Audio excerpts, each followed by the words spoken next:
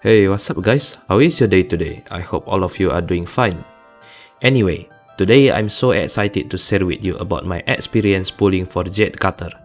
So initially, I'm really disappointed with how my weapon pulls turns out so badly, but surprisingly, I found a miracle behind it. A little bit of history.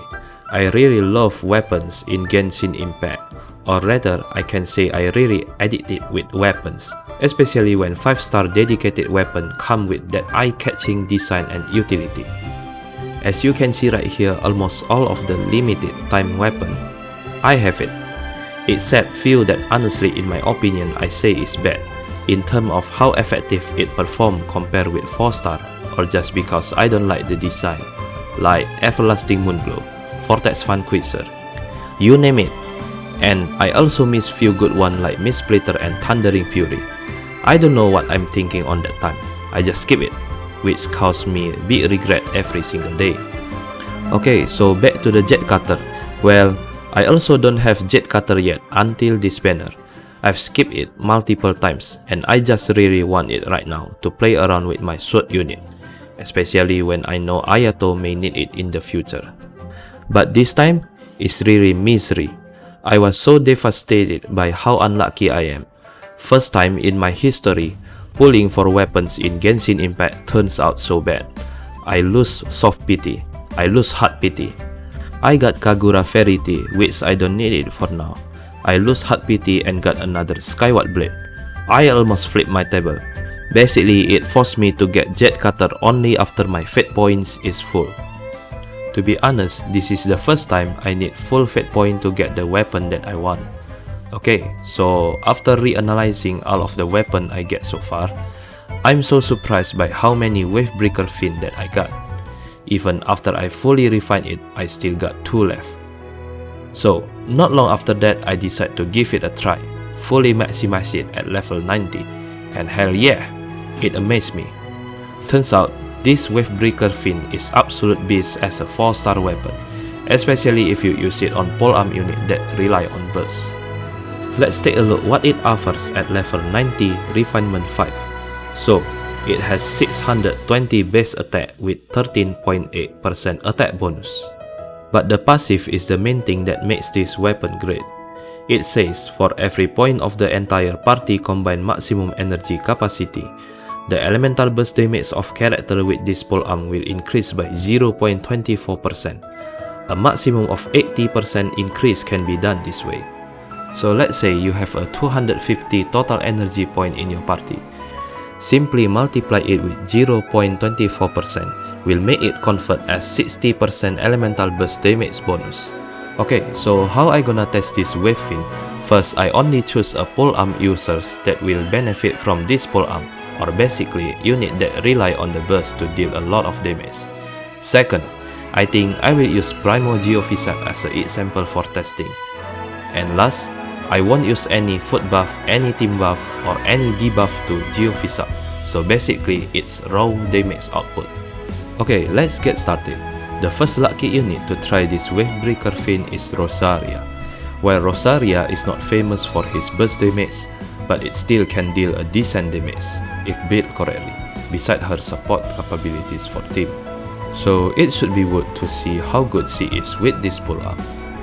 I assume Rosaria run on Eula team that's supported by Xingqiu and Bennett, so with this combination, this team will have a total of 280 energy point which convert to 67.2% burst damage bonus. I will compare the Wavebreaker with Deathmatch, the best 4-star weapon for Rosaria, so let's see how it performs. Well, as you can see here, compared with Deathmatch, Wavebreaker fin could push Rosaria burst damage to 12k plus from 7k plus, which numerically 62% increased damage from Deathmatch polearm. Now let's try another unit. I really eager to try Zhongli with this weapon. I know a lot of you use Zhongli as a tanky turtle helmet, but I really love his meteor burst, and it can deal a decent damage, so let's try it. For Zhongli team, I will use Xiao team, which will result in 60% burst damage bonus from 250 total energy point. I also will compare it with best weapon for Zhongli burst, Staff of Homa. Let's see the result. Now as you can see, this time Wavebreaker lost to Staff of Homa to push further the burst damage. It deals less 2k damage, but this is not surprising if you take into account how good Staff of Homa give a crit damage status. That makes it still the best weapon so far for Xiangling to spam the burst in my opinion. Our next lucky unit, who else if not our great chili spicy girl Xiangling. For Xiangling, it's pretty straightforward. I will run her in Child Team combined with Xingqiu and Bennett, which result in 67.2% burst damage bonus additional from 280 energy point. For Xiangling, I think it's fair enough to compare it with the Catch, which is arguably the best 4-star weapon that accessible for everyone. Okay, so number is not great because this is pure damage without any buff or reaction, which is opposite with how you usually run Xiangling. But we can see it increased by around 20% numerically, which will be even great when it run in full buff. Next, let's move on to Hu Tao. For Hu Tao, I will run her on typical Vaporize team, which can result in 62.4 bonus damage from 260 energy point on entire team. For the weapon, of course I will use the best weapon for Hu Tao, Staff of Homa. While I said I won't do any buff or debuff, I still will run Hu Tao on low HP, because it's part of her mechanic to help deal the best raw damage possible. Yup, surprisingly or maybe not, once again Staff of Homa is unreachable by Wavebreaker Fin. The gap is too big, especially on Hu Tao. But I don't expect the other way, knowing how Staff of Homa give a lot of crit status, additional attack and HP to Hu Tao.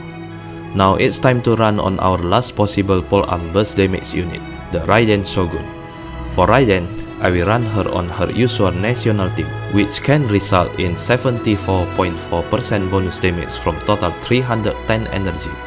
This is by far the most high energy combination compared with other unit composition I used just now. The best in-slot weapon will use Engulfing Lightning, so let's see how this gonna end.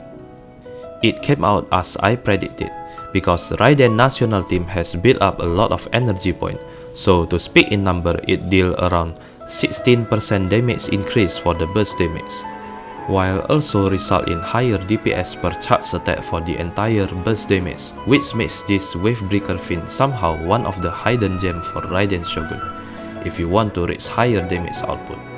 Alright, so it's time for conclusion. I think Wavebreaker Fin is really a great weapon, especially if you can have it on Refinement 5, maybe because you got unlucky on weapon banner like me. Then I definitely will encourage you to give it a shot for your Polearm team. Maybe it's not the best 4-star option for every Polearm unit, but it's doing great, especially on Xiangling and Raiden. So if you have them and you want to have fun around, you should give it a try. So I think that's it for this video. Let me know in the comment box what do you think about this Wavebreaker Fin. If you like my video, don't forget to subscribe my channel to receive my other content. See you on the next video.